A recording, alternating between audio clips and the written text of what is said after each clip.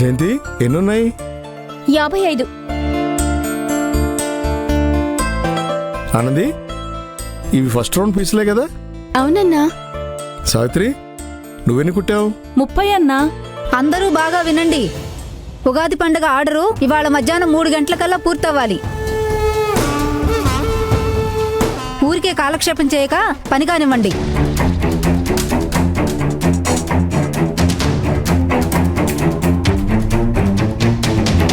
మంచినీళ్లు కూడా తాగకుండా పనిచేస్తుంటే కబుర్లతో కాలక్షేపం చేస్తున్నారంటుందేంటి? ఇలాంటి మాటలంటేనే నాకు మండేది. సౌసౌ, ఏంటన్నా? ఈ మంట కాస్త బోనస్ తీసుకునే సమయంలో చల్లబడుతుందిలే.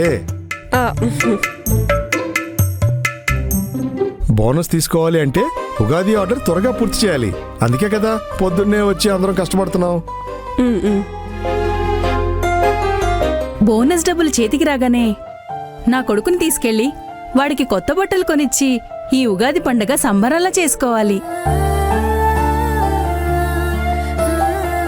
ఈసారైనా బోనస్ డబ్బులతో మా అమ్మకో చీర కొనివ్వాలి. మా నాన్న పాత కళ్ళజోడుతో చాలా కష్టపడుతున్నాడు. ఈ బోనస్ డబ్బులతో కొత్త కళ్ళజోడు ఇప్పించాలి. మురళి అన్నా, చెప్పమ్మా. అందరూ బోనస్ డబ్బులతో అది కొనాలి ఇది కొనాలి అని అంటున్నారు. ఇంతకీ బోనస్ ఎంత ఇస్తున్నారేంటి? ఒక 2000 ఇస్తారా? ఏంటి 2000? మా ఊర్లో అయితే అంతే ఇస్తారు. అది మీ ఊరి లెక్క. కొత్త సంవత్సరం ఉగాది పండక్కి 1 నెల జీతం బోనస్ గా ఇవ్వడం ఈ కంపెనీ లెక్క. అవునా? నెల జీతం బోనస్ గా ఇస్తారా?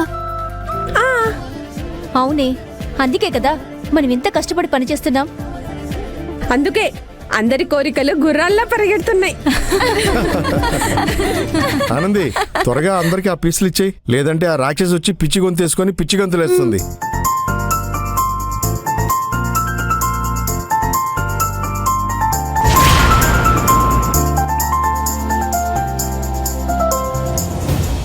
సావిత్రి, ఉషా, 30.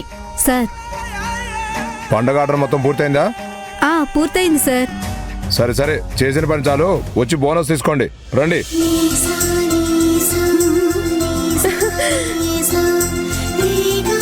రండి రండి.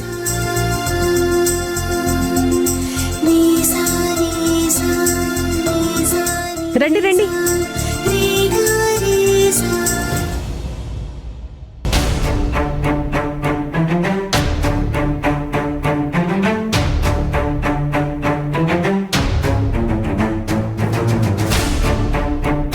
ఒక్కొక్కరు వచ్చి సంతకం చేసి బోనస్ తీసుకోండి.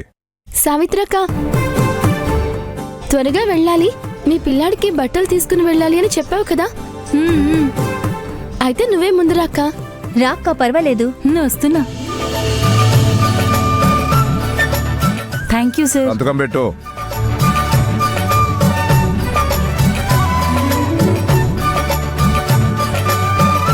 Thank you sir. హలో.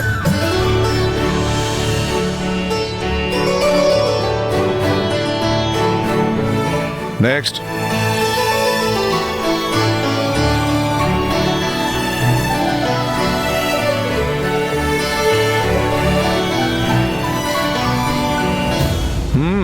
వచ్చావా? పనిలో మాత్రం సోమరిపోతూ బోనస్ తీసుకోవడానికి మాత్రం ఫస్ట్ వచ్చావు. మోహన్ చూడు, సంతకం చేయి.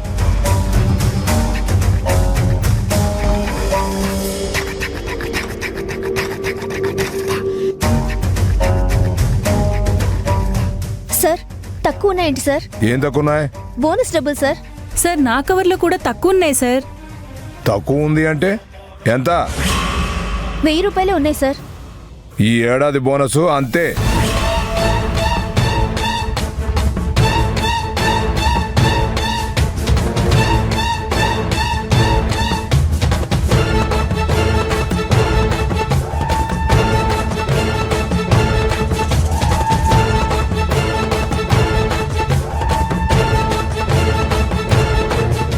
ఆగండి ఆగండి ఆగండి. ఎవరేం మాట్లాడకండి. సార్ ఏంటి సార్ ఇది?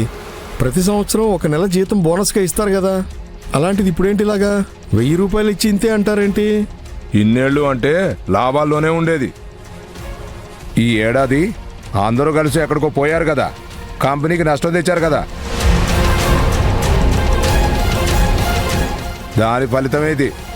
అది కూడా మిత్రా మేడం ఫోన్లే పాపమని మీ అందరికీ 1000 రూపాయలు ఇమ్మంది. దాంతో సంతోషించండి. అదే నేనైతేనా జరిగిన నష్టానికి మీ జీతాల్లో కోత కోసేవాడిని. ఇదెక్కడ న్యాయం సార్? నష్టం వచ్చింది పోయిన నెల మాత్రమే కదా, దానికి ఏడాది మొత్తం నష్టం వచ్చినట్లు మాట్లాడతారేంటి సార్? ఇన్నాళ్ళు లాభాలు తీసుకున్నారు కదా, ఆ లాభాల్లో మాకేమైనా వాటా ఇచ్చారా? మేమెప్పట్లాగే కష్టపడి పని చేస్తున్నాం కదా సార్. అది కాక ఓవర్ టైం కూడా చేస్తున్నాం. ఒక్కోసారి సండే కూడా పని చేశాం కదా సార్. అంతదాకా ఎందుకు? ఇవాళ ఒక్క రోజులో పూర్తి చేయాల్సిన పనిని 6 రోజుల్లో పూర్తి చేశాం కదా సార్. అలాంటిది మా వల్లే కంపెనీకి నష్టం వచ్చిందని ఎలా అంటారు సార్? ఏ సావిత్రి, సార్తో కాస్తైనా మర్యాదగా మాట్లాడు. నీ ఇష్టం వచ్చినట్టు మాట్లాడుతున్నావేంటి?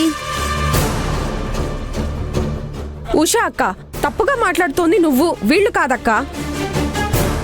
ఏయ్, ఏంటి అందరూ అలా అరుస్తున్నారు? అది నేను ఇక్కడ ఉండగా. బెదిరిస్తున్నారా సార్? మా చేత పని మాత్రం వెంటపడి మరీ చేయించుకుంటారు. బోనస్ 1000 రూపాయలు ఇస్తారా? మేము నోరు మూసుకొని తీసుకువెళ్ళాలా ఏంటి సార్? మాకేమన్నా బిచ్చమేస్తున్నారా? మేము ఎలా కనిపిస్తున్నాం సార్? ఎందుకు మా మీద ఇలాగా ప్రతీకారం చూపిస్తున్నారు సార్? సార్ మేమంతా మా బాధలు చెప్పుకుంటుంటే ఏమీ పట్టనట్టు ఉంటే ఏమర్థం సార్? ఆ?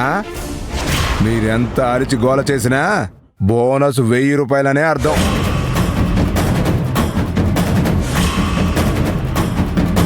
ఇచ్చిన దాంతో తృప్తిపడి వెళ్ళి పని చూసుకోండి. ఇక్కడెవరూ అడుక్కోవడం లేదు సార్, కానీ న్యాయంగా రావాల్సిన బోనస్ డబ్బులు అడుగుతున్నాం. మీకు మీ పై వాళ్లకు ఈ 1000 రూపాయలు కూడా కంపెనీకి అనవసరమైన ఖర్చు అనిపించొచ్చు.